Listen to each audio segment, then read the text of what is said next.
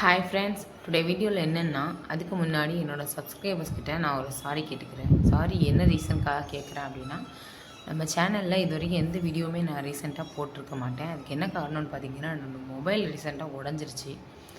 அதனால தான் என்னால் எந்த வீடியோஸுமே அப்லோட் பண்ண முடியல. இப்போ தான் நான் ஒரு நியூ மொபைல் வாங்கினேன். அதனால் இனிமே நம்ம சேனலில் உங்களுக்காக நான் வீடியோ அப்லோட் பண்ணிகிட்டே இருப்பேன். இந்த வீடியோலாம் நான் போடுற வீடியோ இனிமேல் உங்களுக்கு ரொம்ப பிடிக்கும்னு நான் விரும்புகிறேன். இன்றைக்கி வீடியோவில் என்னென்னு பார்த்தீங்கன்னா, நான் சிக்கன் ஃப்ரை பண்ணியிருக்கேன் என்னோடய ஸ்டைலில். அதுக்கு என்னென்ன போட்டு நான் ஃப்ரை பண்ணேன், எப்படி பண்ணுறேன் அப்படிங்கிறத நான் உங்கள் கூட ஷேர் பண்ண போகிறேன். வீட்டு மசாலா, மஞ்சத்தூள், வத்தல் பொடி, உப்பு, இஞ்சி வெள்ளைப்பூடி பேஸ்ட்டு போட்டு நல்லா சிக்கனை விரைய வச்சுட்டு அதை ஃப்ரை பண்ணி எடுத்துகிட்டு, இன்றைக்கி வீட்டிலேயே நான் மைனஸ் பண்ணேன். அது எப்படி பண்ணேன் அப்படிங்கிறத அவங்க கூட ஷேர் பண்ணுறேன்.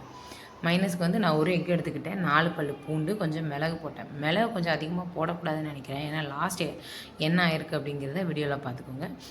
மிளகுக்கு அப்புறம் கொஞ்சமாக சால்ட்டு போட்டுக்கிட்டேன், 1 ஸ்பூன் சுகர் போட்டுக்கிட்டேன். 1 ஸ்பூன் சுகர் போட்டுட்டு, நான் எடுத்து வச்சுருக்க இந்த ஒரு முட்டைக்கு 1 டம்ளர் ஆயில் தேவைப்படணும். அந்த ஆயிலை இதெல்லாம் நம்ம தேவையானலாம் போட்டதுக்கப்புறம் கொஞ்சம் கொஞ்சமாக அந்த ஆயிலை ஊற்றி நல்லா அரைச்சிட்டே இருக்கணும் ஃப்ரெண்ட்ஸ். அப்படி நான் ரொம்ப நேரம் அரைச்சதுக்கப்புறம் தான் எனக்கு இந்த கன்சிஸ்டன்சியில் வந்துச்சு. இதுதான் மயோனைஸ் ரெடி ஆகிட்டு. மிளகாய் எப்போ கம்மியாக போட்டுக்கோங்க, ஏன்னா ரொம்ப காரமாக இருந்தது, டேஸ்ட்டு மாறிடுச்சு. அவ்வளோதான் ஃப்ரெண்ட்ஸ்.